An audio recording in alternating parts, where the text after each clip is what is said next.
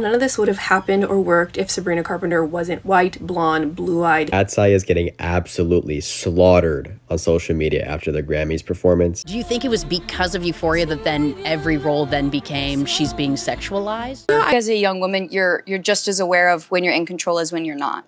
There's one thing the modern music industry has mastered, it's turning chaos into currency. We keep seeing the same pattern play out again and again. Relationships become rollout strategies, breakups become streaming campaigns, scandals become branding opportunities, music turns into brain words just to get clout. And controversy? Controversy is the fastest marketing tool in the room. Today, being talented is not enough. You need a narrative, you need discourse, you need people being mad in the comments. The algorithm doesn't reward silence, it rewards reaction. And whether that reaction is love, hate, confusion, or secondhand embarrassment almost doesn't matter. Engagement is engagement, and any publicity is good publicity, as they say. But here's the part that fascinates me the most. How do we still convince ourselves it's real? How do we keep emotionally invested in storylines that feel spontaneous when most of them are carefully staged, timed, and packaged? At what point did we start confusing strategy with authenticity? Hi everyone, my name is Nana, and today I want to talk about how all publicity is good publicity has quietly become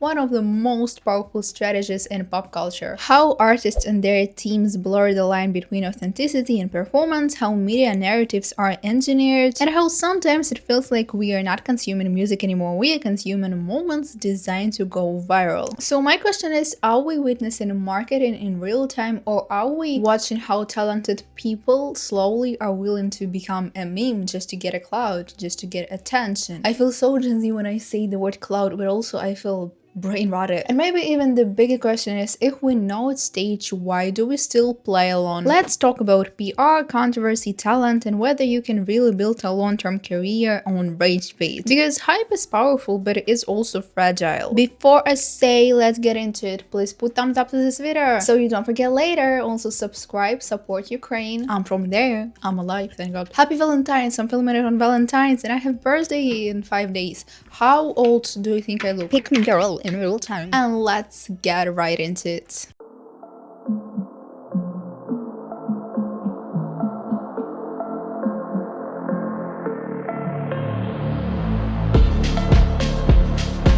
Sabrina Carpenter is a 26-year-old singer known for her tracks Espresso, Nonsense, Please Please Please, Better, and more. She began her career in 2014 and rose to global pop stardom by 2024. In June 2025, Sabrina shared their art for her album Man's Best Friend, which shows her on her hands and knees in a black mini dress with a suited man grabbing her hair. The photo sparked a lot of debate. Some people said it catered to the male gaze and reinforced sexist stereotypes. Sabrina later shared two calmer black and white photos of herself holding the arm of a man in a suit, captioning them, "Here's a new alternate cover approved by God." Fans reacted in the comments, even Katy Perry said something like, "Ha ha ha ha ha. That's the pop stars we deserve, both of them." In one of my videos, I briefly shared my opinion on this cover, but I haven't talked about it in depth, so let's do it now. In my view, this creation representing her album Man's Best Friend is deeply degrading to women and harmful for society. A woman kneeling at man's feet while he's grabbing her hair with smoky makeup, which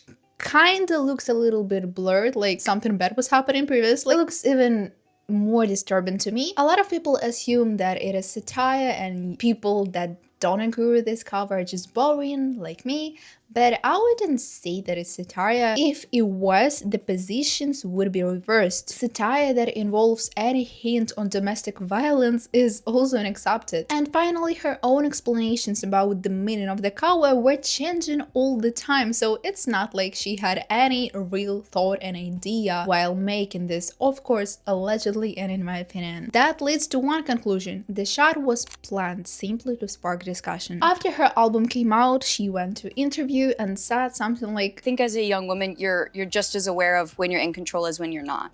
And I think some of those are choices. And I think for me, this whole album was about the humanity of allowing yourself to make those mistakes, knowing when you're, you know, putting yourself in a situation that will probably end up poorly, but it's going to teach you something. And honestly, this made me tear up a little bit. It reads as victim blaming for me, and clearly, as a young woman, you don't always know when you're in control and when you're not. There is a lot of gaslighting going on, a lot of manipulations, aggressive tricks, and all of that may potentially be going on for you to think that you are in control, but in real time, in real life, you may not actually be in control. You know what I mean? She isn't advancing any feminist cause or ideology that makes it okay for her to hide behind that while profiting from playing all sides. Guys, I have some experience with domestic violence. It wasn't towards me, luckily enough. Making a woman kneel at a man's feet and representing it as something sexy? No. One of the main critiques surrounding my channel is me talking just about women. Now let's look at a bigger context. Yes, we have issues like Playboi Carti, Chris Brown, Drake. Chris Brown pleaded guilty to felony assault for a brutal attack on Rihanna, leaving her with serious injuries. Since then, Brown has faced numerous other accusations and legal battles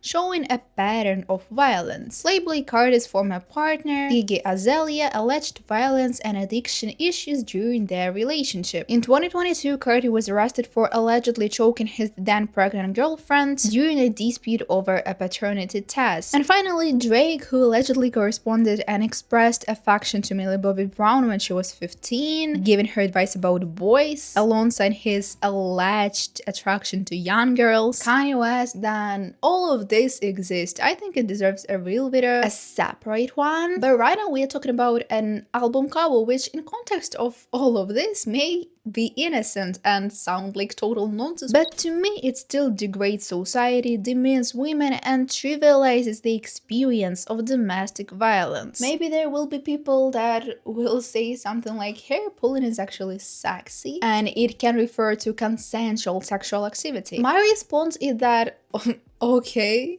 go ahead. But if it's not obvious on the cover that is presented to the world, if even a fraction of the perception points to domestic violence, that's a full stop. Someone on the team should say, okay, this shot is not acceptable, we need to do something else. And yes, if something like this was released by any other black female artist, Doja Cat, Kehlani, SZA, Doechii, or even Beyonce, I'm confident that there would be not as many defenders of this. The discourse around this cover was massive when it came out. It definitely fueled attention for Sabrina's album. The album achieved expected success, charted well, and some tracks went viral on TikTok. Overall, it received good ratings, and let's be honest, most fans don't care about what we just talked about. Those who defend it will continue to defend it, and people with some sense or an unbiased opinion get the problem either immediately or over time. Still, all this cover did was increase Sabrina Carpenter media visibility. With visibility came subscribers, listeners, streams, and plays, meaning money. I am not hating on Sabrina's personally. I think her music identity is very unique. I get why people like it. It's not something I enjoy, but I think her music is high quality, and she herself is a successful woman. That's beyond debate, but her public actions raise questions I cannot stay silent about. And it's like one of the arguments she said about that cover was, get out if my album cover upsets you. That kind of means you can't explain it to sane audience. Tate McRae is another rising global sensation of our generation. Tate Rosen McRae is a 22-year-old Canadian singer, songwriter, and dancer. She first gained prominence as a contestant on So You Think You Can Dance in 2016, was later signed by RCA Records, and released 2 EP. You may know her for her singles You Broke Me First, Greedy, or Access. Over the past year, she released her album So Close to What, and at the end of 2025, the deluxe version. Apparently, the new songs were about her ex, the Kid Laroi. Yes, she was dating a man who called himself Kid at 22, and then they broke up. That's expected. Listening to her recent works and his new album, I understood. It was something like she broke up with him, people say he cheated, he was jealous, he's sad but taking it in stride, and she simply puts him in his place with one of the most iconic line of the music industry ever: why you keep on off to Tatiana. Tate and Laroi started dating in early 2024. A year later, he did a feature on her album, which went viral. A few months later, we get paparazzi photos where Tate was very close to her so-called bodyguard. Some said that she was cheating with her bodyguard, and others said that the bodyguard is just doing his job, protecting Tate from unwanted shots of her body. Honestly, both of these make sense to me, but in any case, allegedly Tate and Kid Laroi had already broken up at that time. And you know what most people do after breaking up? After that, most likely you want to let go, move on, heal and find peace. But both young, attractive people that would be supposed to live their life to the fullest decided to not let go, to not heal, to not move on, but instead replay the trauma through their music 100 times and make it a part of their life forever. So not only they decided to replay it, which okay, it may be okay, as an artist you may wanna put your pain into something beautiful and create something beautiful, you know what I mean? But they also release it to the whole world, knowing damn well everyone's gonna talk about their past. Oh, okay. What happened, bro? As Brooklyn Beckham said, we just want privacy. But it's not about music, it's about how real relationships can be turned into a media money-making machine. Let's be realistic, maybe the relationship was real.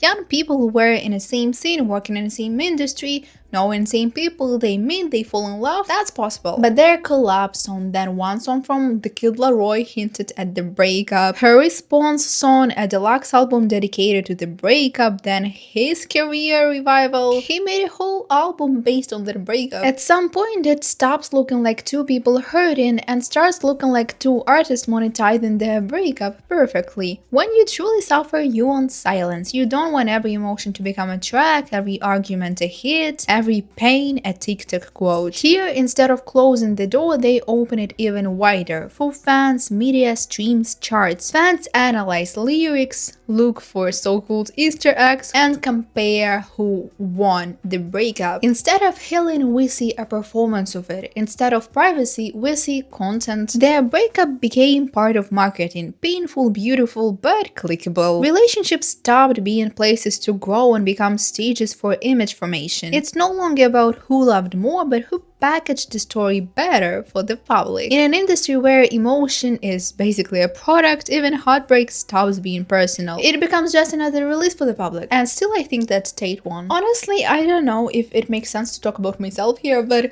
I can imagine being in a relationship with a public person and then you two broke up and make albums about it. It must be feeling so dirty, like you are exposing your ex and he's exposing you a little bit in your songs. I don't know, I really don't think it should be like this in adult relationships. It's just given high school drama, and I know it gets them money, I know it's their work, and maybe they are on good terms personally, but publicly they keep playing their game. It just feels so immature and so high school dirty drama that even though it's high school and serious, it still makes you feel dirty. Like, why did I meet this man? Did you notice my mention of the Beckhams? Like if you did and like if you didn't. Brooklyn Beckham publicly cut ties with his parents. The eldest son of David and Victoria Beckham posted a long Instagram message stating he wanted to step away from the family and refused reconciliation. He claimed his parents controlled the narrative in the press and cared more about the Beckham brand than family. The main source of the conflict was his 2022 wedding. He wrote that Victoria intercepted the first dance with his wife, Nicola Pulse, which was supposedly awkward and humiliating for him. They discussed this in the media, making it a symbolic conflict. Brooklyn and Nicola effectively distanced themselves from the Beckhams later. They skipped major family events like David's birthday party and reportedly blocked their parents on social media. Brooklyn said he doesn't want further contact except through lawyers. Meanwhile, the family behaves stories differently.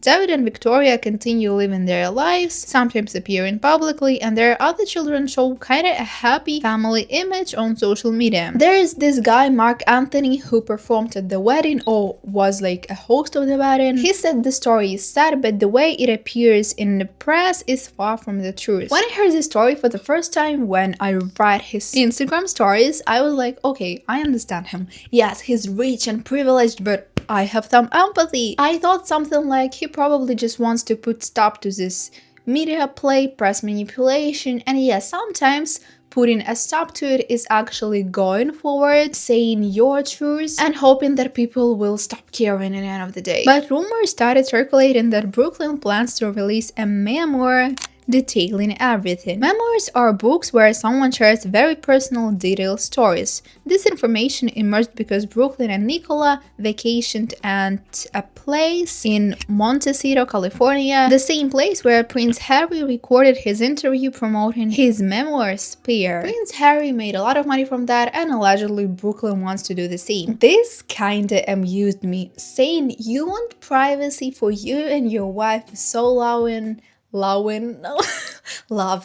but then allegedly you are releasing a book revealing all personal and family details to the world. Man, have some self-respect. I genuinely think that you need to have some self-respect for you and some respect for your wife and even for your family, which maybe you disagree with them, but you would have some respect for their privacy, right? In the end of the day, they are rich, they gave you so many opportunities, and you wouldn't be there at all if not your family. Like, I get it, it is the way to make money and money is good, but do you really need to sell your soul just to make money? Are they like working? Nepo babies are insane, honestly. So if the rumors about memoirs are true, my opinion of Brooklyn Beckham will drop. The same applies for a next subject, the one with good genes. Sydney Sweeney. Controversial American Eagle ad campaigns, Hollywood sign scandal, selling soap with her bathwater, photo with MAGA symbols, sexualization complaints, launching her own lingerie brand, and a failed film that was actually supposed to be decisive for her career. All this in roughly the past year. Of course, some events happened earlier or later, but the discourse around Sydney Sweeney has become massive in 2025. Weird, right? Why did a previously beloved actress become an online pariah? Maybe because it doesn't matter what people say about you. What matters is that you are in the media a lot. That way, everyone hears about your brand when you launch it. Yes, she launched her lingerie brand in the beginning of 2026, right after all the scandals and right after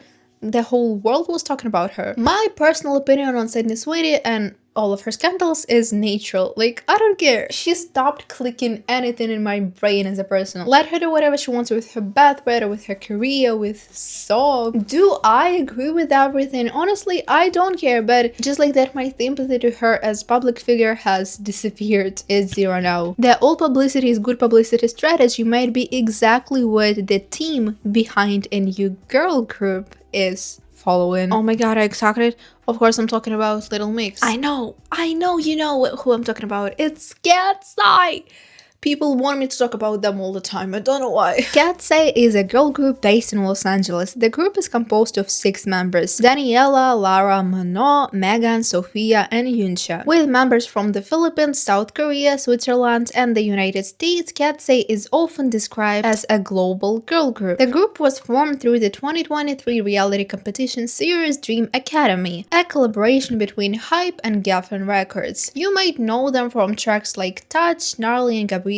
It seems like everyone loves the girls themselves, but I haven't met a person who would actually enjoy their music. Their debut EP went largely unnoticed. Touch became somewhat of a TikTok hit for a while, but was eventually forgotten. Meanwhile, Gnarly sparked a lot of discussion and introduced KATSEYE to the global audience. Gnarly received polarizing responses, having been described as a sharp turn from KATSEYE's previous releases. In an interview with The Fader, Lara described Gnarly as unstructured and acknowledged that it marked a change in sound after Touch. Tetris Kelly reviewed the song for Billboard's Music You Should Know, describing it as because if you get it, you get it. Guys, do you think it's a good description for a group and for their song? I don't know. The song I want to talk about the least is Gnarly. I loved it when it came out. Not immediately, of course, but I loved it. The embarrassing lyrics that still get stuck in your head, a very good beat, and boom, the song was on my playlist for a while and even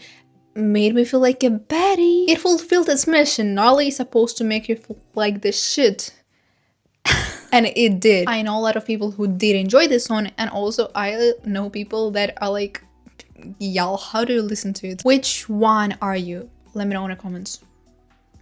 Their next song, Gabriella, was warmly received by the public, and their second EP, released in 2025, was received rather naturally. Their songs weren't really hated, at least not until their latest release, Internet Girl. Internet Girl has been described as rubbery dance pop tune reminiscent of early Charli XCX. The lyrics talk about both positive and negative aspects of celebrity and the internet, including the thrill of receiving attention and the pressures of being actualized and judged. The chorus features the lyric "It's zucchini," which Genius noted may refer to eggplant emojis and the body parts they represent. Yes, guys, if you get it, you get it. Park Kyung-min of the Korea Times described the song as a calculated attempt to chase controversy. He contrasted the release of the song with that of the group's 2025 single Gnarly, which was also experimental but is now considered an artistic gamble. He argues that the song struggles to make a meaningful statement and instead ends up embodying the very characters it aims to critique. The author of that article also wrote, "A joke usually lands best the first time it is told. When it's repeated too quickly, especially in an obvious attempt to get the same laugh, well, it usually falls flat. What once felt unexpected is now starting to feel forced." While Gnarly eventually worked in the group's favor, Internet Girl shows how difficult it is to recreate that kind of polarizing buzz and momentum on demand. I will leave a link to the article in the description of the video. I really liked what the author wrote and how they argued their points. In my opinion, Internet Girl is a very low quality song musically, lyrically, in every way. I like the choreography a little bit, but in every other way, it's bad. It feels designed for people who call everything iconic, even the embarrassing lyrics like "It's zucchini." For people who idolize low quality music just because of women.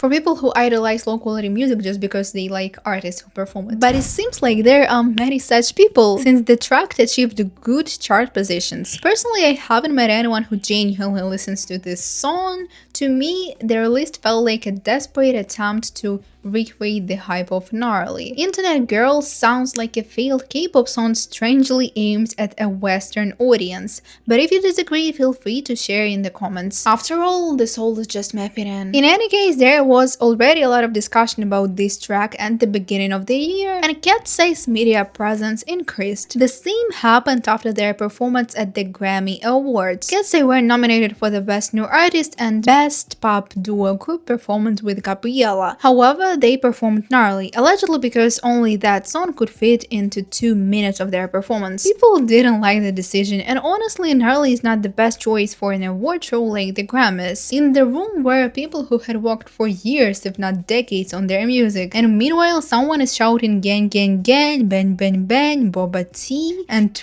twerking on stage. Nothing against twerking, but it's not the vibe for the Grammys. The performance, the song choice, and the vocal rap delivery were all criticized. Though calling it vocals or even rap is stretched. It's just them saying words in a microphone. Like, I could perform Gnarly too. Boba tea, Gnarly. Tesla, Gnarly. Fried chicken, Gnarly. Party in Hollywood Hills. This song, Gnarly. Oh my god, the new beat. Oh my god, is this... Can I go to the Grammys now? Let's assume the company deliberately chose this track for the Grammys to attract attention. I think they could have shortened Gabriella to 2 minutes, performed Game Boy, or even gone with Touch. There were options, especially if performing this song that was nominated wasn't that mandatory. But they chose Gnarly, their most controversial song, the song that isn't the best to be performed live.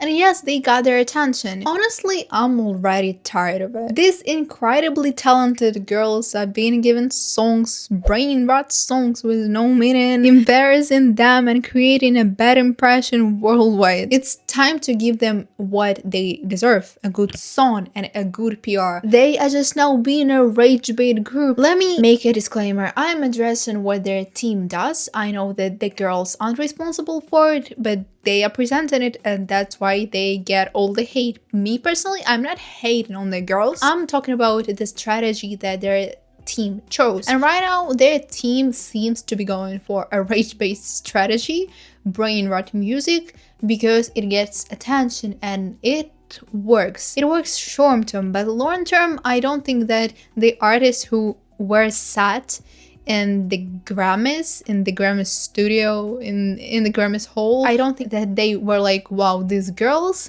deserve my time, they deserve my respect. Their dancing was good, but the Grammys is about music. So that's why I feel sorry for the artists who were there and saw them for the first time. I also feel sorry for the girls because they probably realizes this is the first impression KATSEYE give to the audience. The strategy that KATSEYE is going with, I think they should change it. I think they should be more of a musical group and not just a group of dancers who are being given brain rot songs. I don't like the strategy that they're going with, but it seems like their fans love it. Let me know in the comments if you like it or not. In the end of the day, you can't ride the wave of rage bait with controversial songs for too long as a musical artist, because eventually you become a meme and no one takes you seriously anymore. Even now, people talk about the girls as a music project, as talented women forced to sing cheap songs without being allowed to showcase their vocal abilities. They should be talked about as a successful group, breaking boundaries, proving that our generation has some hope, that our generation is sane and can release good shit and stop releasing brain rot songs. Or maybe they already represent a generation and maybe our generation is brain rot and our future is brain rot, you know? It can be looked at both ways. In conclusion, all the stories from Sabrina Carpenter to Tate McRae and the Kid Laroi, from Brooklyn Beckham to Sydney Sweeney, show the same pattern. In today's media and entertainment industry, the personal becomes a product and emotions become content. Album covers, breakup songs, family conflicts, or controversial ad campaigns. All of it is carefully calculated PR, generating discussion, views, and money. This doesn't mean their artists don't feel real emotions, but their pain, trauma, or private lives quickly become marketing tools. Every controversial cover, song, every media scandal increases visibility and allows a brand or album to gain more attention than talent or music alone ever could. We see how real relationships, struggles, even traumatic events can be packaged for the public. PR and media narratives often outweigh personal meaning, and fans mostly react to the story rather than reality. While I personally value the musical talent, charisma, hard work of these artists and public figures, their public actions do raise questions about social impact, about ethics and boundaries. In the end of the day, the discussion around each case is a perfect example of how modern media culture works. Scandal, discussion, hype, and money. All publicity is good publicity, but should it be? PR wins and personal remains off camera. Of course, I haven't covered everything. Even the Jacob Elordi and I can't speak. Even the Jacob Elordi and Margot Robbie drama feels so staged to me. I'm glad people finally see it right away. There is so much happening behind the scenes and some stories didn't even make it into this video. So here is my question for you. What do you think is staged and what is genuinely real? I'm talking about stories from this video and stories that I didn't talk about. Are there stories I missed that you think perfectly match and show this trend? I want to hear your thoughts. I want to hear your thoughts. Please put thumbs up to this. I want to hear your thoughts. Please put thumbs up to this video. I can't speak to your word. Let's make a scene outro. Thank you so much for watching this video. Please put thumbs up to this video if you liked it, and if you didn't, write your thoughts about this topic in the comments. I'm excited to read it. Till this day, I read every single comment. Here's my Instagram page. Happy birthday to everyone who has birthday. Thank you so much for watching again. See you later. Bye.